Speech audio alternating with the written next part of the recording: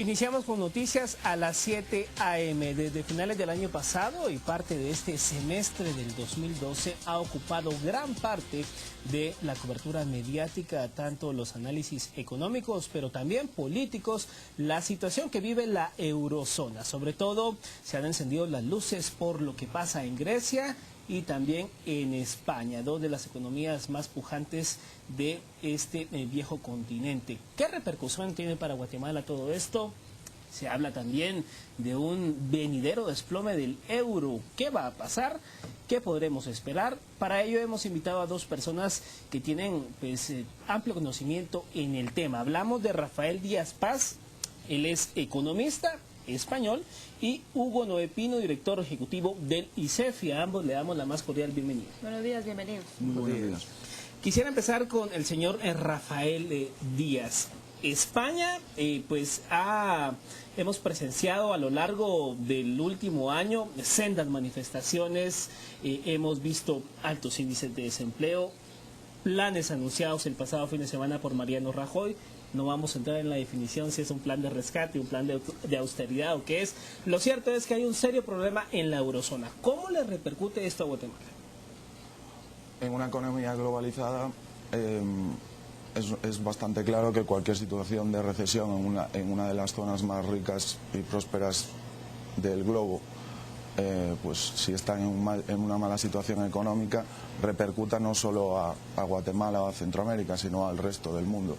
En otros momentos, cuando ha habido situaciones críticas, como por ejemplo en el 2007 en Estados Unidos, que comenzó en la crisis subprime, rápidamente se extendió al resto del globo. Por lo tanto, la crisis nos afecta a todos en todos los lugares. Se habla, por ejemplo, de un venidero desplome o hay preocupación por el euro como moneda. China lo externaba hace pocos días. ¿Qué tanta relación pudiese haber a las economías centroamericanas que, como usted dice, pues en un contexto globalizado, que todo está tan interconectado, cómo pudiese afectar el problema del euro? Pues realmente podría afectar de una manera muy directa, porque el euro se está convirtiendo en una divisa de referencia, incluso llegó a competir en momentos de debilidad de la economía norteamericana con el dólar, y cualquier situación de incertidumbre en la que no se sepa lo que va a pasar, eso implica que los actores financieros, desde un pequeño empresario hasta las grandes multinacionales, sean mucho más cautos a la hora de invertir y seguir prosperando en los distintos países. Sin embargo, el presidente del Banco de Guatemala, Edgar Barquín, señalaba que únicamente el 6% de las ventas guatemaltecas son exportadas a la eurozona y que por ello no debíamos de alarmarnos y que no seríamos tan afectados por esta crisis del euro en la eurozona. ¿Qué tanto tiene esto de cierto? ¿Cuáles son los productos que mayormente se verían afectados por toda esta crisis del euro? Y si realmente la economía guatemalteca tendrá que ver algún plan referente a todo esto para poder salir por otro lado. Es una afirmación relativa, realmente, porque dada la complejidad de las interrelaciones financieras y comerciales a nivel internacional, si bien es cierto, Europa representa un porcentaje pequeño del comercio de Guatemala, los mecanismos que integran a Guatemala al mercado internacional son sus exportaciones, las remesas, la inversión extranjera directa, el turismo, y casi todas ellas en su mayor parte están entre Estados Unidos y el resto de Centroamérica. Pero si la crisis en Europa afecta a los Estados Unidos, como es bastante claro que se puede dar, tanto desde el punto de vista financiero como desde el punto de vista del crecimiento económico, entonces nos va a afectar a nosotros. Las autoridades de los diferentes organismos multilaterales, como Fondo Monetario, Banco Mundial, Banco Interamericano de Desarrollo, han señalado de que Latinoamérica en general, y yo diría Centroamérica en particular, usan una expresión muy coloquial pero muy correcta, debe prepararse para lo peor y esperar lo mejor.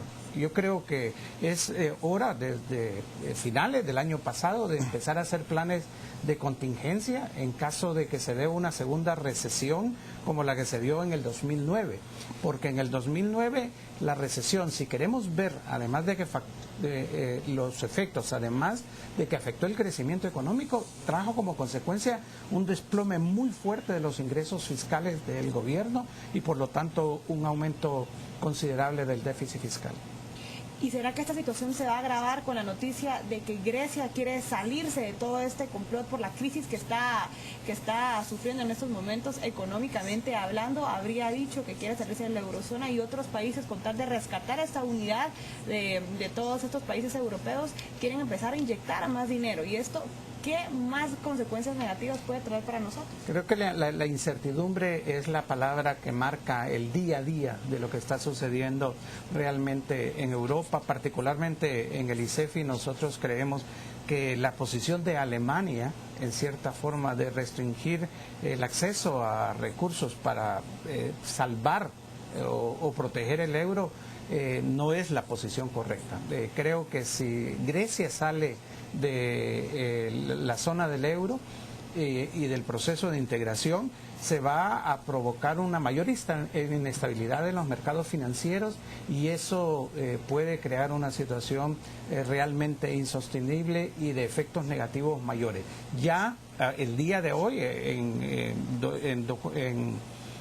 periódicos como el Financial Times de Londres señala que las mismas autoridades británicas están pidiendo a Alemania relajar esa posición en función de la protección del euro. Ahora, Rafael, ¿cómo se llegó a todo esto? Porque recuerdo yo hace unos 12 años, cuando estalla en Argentina toda esta debacle financiera y los cambios políticos de 3 presidentes en menos de 6 meses, pues pareciera que Europa lo veía como sonriéndose, pero estamos viendo que Grecia quemando edificios, manifestaciones todos los días, y España llega a esto. ¿Qué pasó? Bueno, lo primero, no creo que nada se sonriera de la situación argentina, teniendo en cuenta además que, por ejemplo, donde yo soy, que es Galicia, muchas personas emigraron en tiempos a esa tierra y le debemos mucho. Eso es lo primero. Pero ha sido una situación compleja.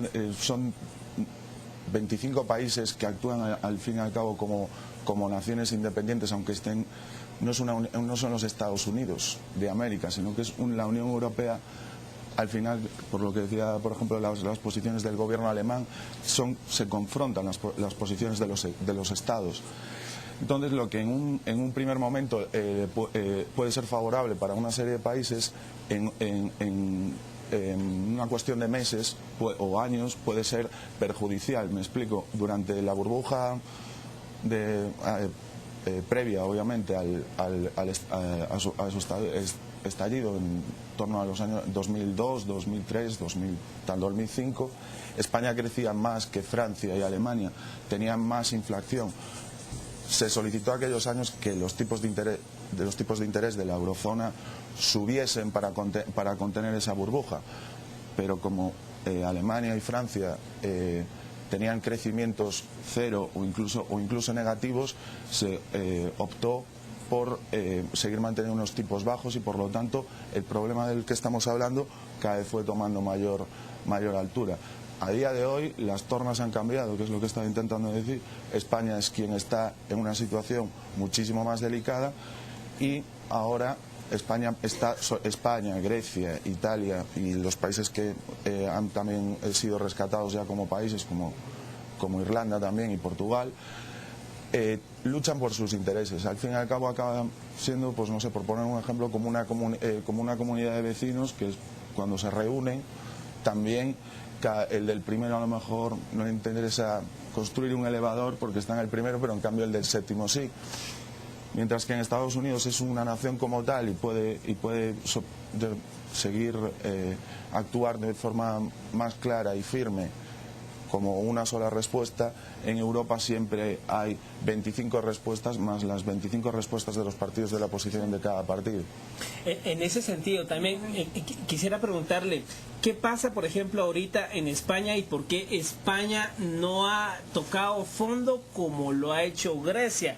¿Ha tenido que sostener algo ¿Y qué tanto eso tiene relación con lo que anuncia Mariano Rajoy el pasado fin de semana? Bueno, lo primero es que España es la cuarta economía de la Unión Europea y está entre las 10 economías más grandes del mundo. Grecia no sé exactamente la posición, pero no está en ese ranking. La situación de Grecia en un principio se vio como que se podía resolver por el pequeño tamaño del país y de su economía, pero se vio que no, que además volviendo al tema de la incertidumbre, en un principio también el rescate parecía suficiente, después se necesitó más, las reformas se estaban haciendo, después se descubrió que no, después se descubrió también que estaban falseando las cuentas, incluso que habían falseado las cuentas griegas para entrar en el euro. Entonces todo ese tipo de situaciones ha sido un caldo de cultivo que ha ido arrastrando como un efecto dominó a países como